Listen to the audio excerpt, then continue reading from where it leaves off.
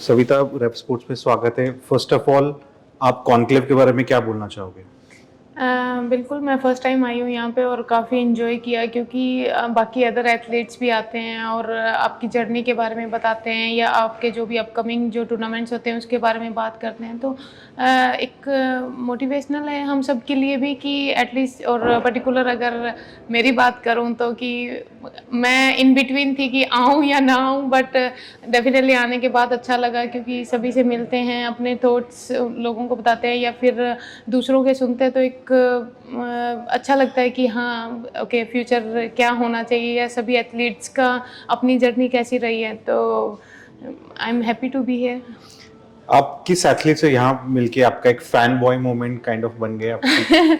अभी तक तो मैं ज़्यादा किसी से नहीं मिली हूँ, बट मुझे अच्छा लगा था। कल मैं फुटबॉल कोच के साथ आई थी ईगोर एयरपोर्ट से, हाँ जी, और काफ़ी उनके साथ बातें हुई और काफ़ी अच्छा लगा था कि जो एक सिमिलर जो टॉक था वो एथलीट्स को लेके और जो फ्यूचर को लेके जो बातें हो रही थी, तो मुझे वो चीज़ें काफ़ी अच्छी लगी। इवन मैं अपने पापा को भी बता रही थी।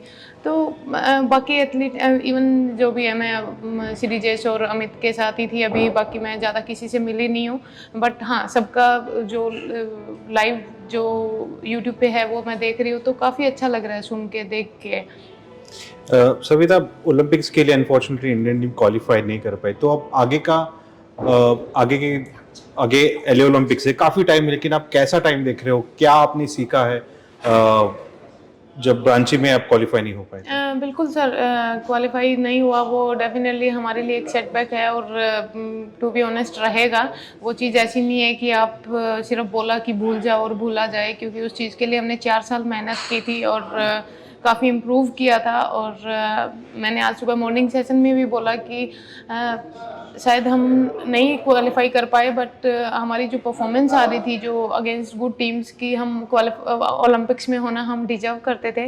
बट एक डिजर्व करना एंड देन उस चीज़ के लिए वहाँ जाने में डिफरेंस है, तो वो हम क्वालिफाई नहीं कर पाए। वो चीज़ को हमें एक्सेप्ट करना पड़ेगा और जो हमारे फ्यूचर आगे क्या प्लान है, कैसे क्या हम देखते हैं, तो उसके लिए सबसे पहले जो है हमारा मई और जून में प्रो लीग है।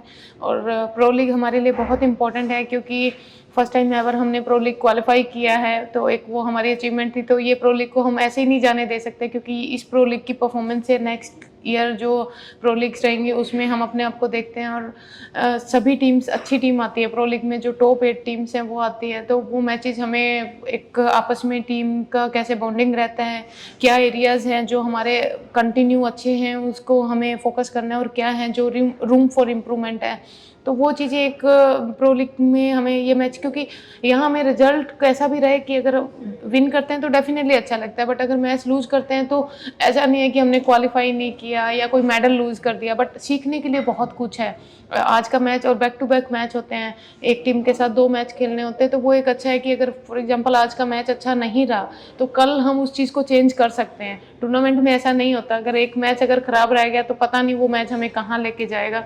तो मेन हमारा प्रो लीग है और उसके बाद नेक्स्ट हमारा एशिया कप है, एशियन चैंपियन ट्रॉफी है, वर्ल्ड कप है, कॉमनवेल्थ है, एशियन गेम है।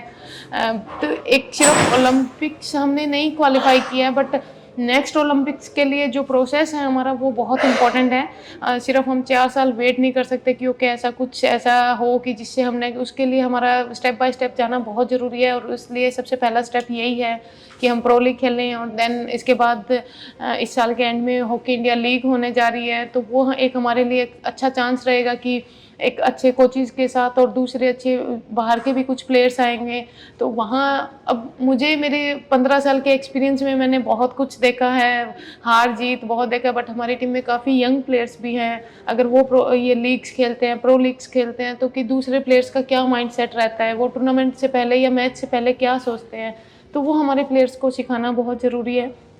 यंग प्लेयर्स में बहुत टैलेंट है, बट कंटिन्यू एक अच्छी परफॉर्मेंस देना उतना ही इम्पोर्टेंट है। तो वो ये मैचेस हमें, हमारे प्लेयर्स को, अगर मैं एज ए कैप्टन या एज ए सीनियर प्लेयर बोलती हूँ कि नहीं तुम्हें अच्छा खेलना है, तो कहीं ना कहीं लगता है कि क्यों हमें दीदी बोल रही है, कि वो प्रेशर क्यों डाला जा रहा है। बट वही अगर दूसरे कंट्री के अच्छे प्लेयर्स आते हैं साथ में, हमारे साथ लीग खेलते हैं, वो देखते हैं कि ओके प्लेयर मैच से पहले कैसे अपने आप को प्रिपेयर करता है, क्या माइंड सेट रहता है, या प्रेशर नॉर्मल है।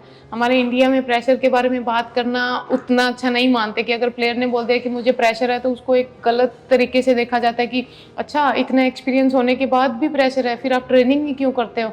हम पूरे टाइम, अगर जो पढ़ने लिखने वाले लोग हैं उनको पता है कि वो दिन रात स्टडी करते हैं एक पेपर का एग्जाम को प्रिपेयर करने के लिए, बट जब तक क्वेश्चन पेपर हाथ में नहीं आ जाता आपको कहीं माइंड स्टमक सब आपका कहीं वो एक रहता है, एक वाइब्रेशन रहता है कि जो मैंने प्रिपेयर किया है वो क्वेश्चन आएंगे कि नहीं आएंगे। तो सेम हमारा भी वही प्रोसेस रहता है कि जितनी अच्छी ट्रेनिंग की है उतना अच्छा मैच मैं खेल सकती हूँ कि नहीं रहती। तो प्रेशर नॉर्मल है और हम प्रेशर के बारे में बात नहीं करना चाहते।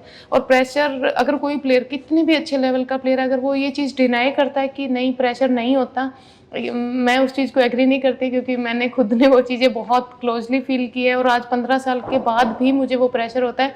बट एक्सपीरियंस आपको सिखाता है कि प्रेशर को हैंडल कैसे करना है। प्रेशर आपको खेलने से रोक नहीं सकता, वो आपके हाथ में होता है, बट माइंड को आप कैसे कंट्रोल कर सकते हो।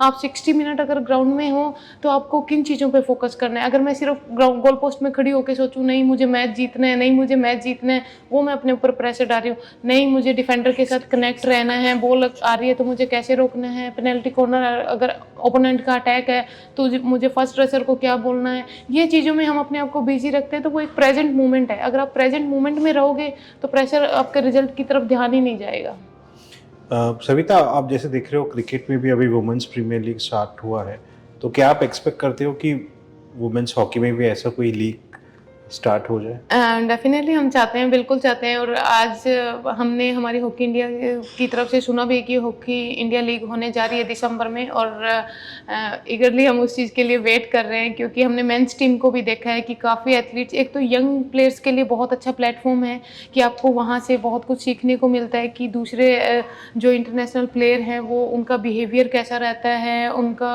वो एक माहौल कैसा रहता है, एटमॉस्फेयर कैसा रहता है। और दूसरा एक फाइनेंशियली भी एक एथलीट जो भी है, मैं आज बाय गॉड ग्रेस एक अच्छे लेवल पे हूँ कि मुझे मेरे पास जॉब है सब है, बट मुझे पता है कि मैंने उस जॉब के लिए 9 ईयर वेट किया। इंडिया टीम में आने के बाद भी मैंने 9 ईयर, तो मेरे पेरेंट्स कितने वरीड थे उस चीज़ को लेके, उन्होंने कभी मुझे नहीं दिखाया, बट पापा मेरे बहुत मेरे सपोर्टिव है हमेशा, मम्मी पापा, बट पापा नहीं पूछते थे। बट फिर भी जब घर जाती थी तो मम्मी को एक ये टेंशन ज़रूर रहती थी, और वो धीरे से पूछ ही लेते थे कि बेटा जॉब का कुछ बना क्या। तो वो मेरे लिए बहुत पेनफुल था, क्योंकि मैं अपने पेरेंट्स को हमेशा खुश करना चाहती थी कि उनकी वजह से आज मैं यहाँ पे हूँ, तो एटलीस्ट मैं मेरे मम्मी को इस टेंशन से रिलीव कर दूँ कि हाँ मेरे पास जॉब है। बट वो चीज़ के लिए मुझे काफ़ी लंबा वेट करना पड़ा, और मैं नहीं चाहती कि कोई भी एथलीट्स के साथ ऐसा दोबारा हो कि एटलीस्ट उनके पेरेंट्स घर पे वो फ्री माइंड रह सके कि उनके बच्चे का कैरियर सिक्योर है, और उससे बच्चा भी अपना फुल फोकस गेम में रख सके। तो ये एक जो भी है, जो हॉकी इंडिया लीग होगी, उससे एक बच्चे का कि फाइनेंशियली भी हेल्प होगा डेफिनेटली, बट एक इंडिया टीम में आने के लिए या इंडिया टीम में आने के बाद आप कंटिन्यू अपना कैसे इसी चीज़ में अपना कैरियर बना सकते हैं, तो उतना ये बहुत ज़रूरी है। Savita, last 2 questions. आपके अब तक के लाइफ में वाव मोमेंट कौन सा है?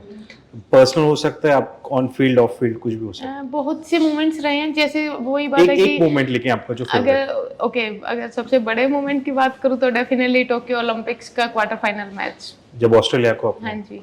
अच्छा, और एज सविता आपने काफी खेला है, आपने काफी बड़े एथलीट से भी मिले हो, कोई ऐसा एथलीट है आप जिसको फैन मोमेंट, आप मतलब कोई एथलीट से मिलना चाहते हो, आप काफी बड़े फैन हो?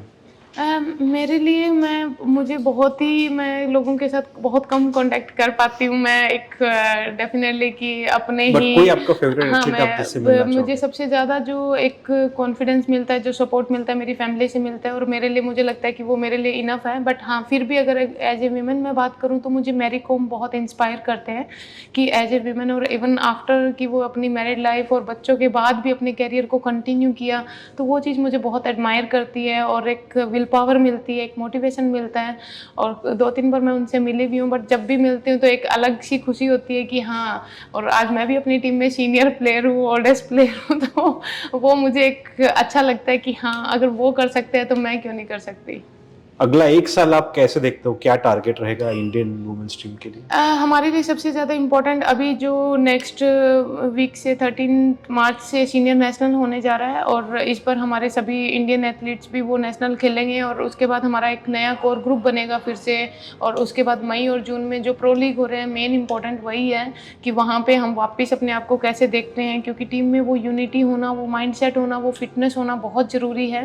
और उसके बाद नेक्स्ट स्टेप देखते हैं कि जैसे हॉकी इंडिया लीग है, बट एशियन चैम्पियन ट्रॉफी भी है, then next year Asia cup है, फिर वर्ल्ड कप है, कॉमनवेल्थ है, तो स्टेप बाय स्टेप जाना बहुत ज़रूरी है। बट उसके लिए सबसे पहले प्रो लीग है। बट इस बार की जैसे मैंने आपको बताया कि जो डोमेस्टिक हमारा जो नेशनल सीनियर नेशनल चैम्पियनशिप हो रहा है, वो हम सब खेल रहे हैं, तो मेन फोकस अभी उसी पे रहेगा। Thank you so much sir. Thank you.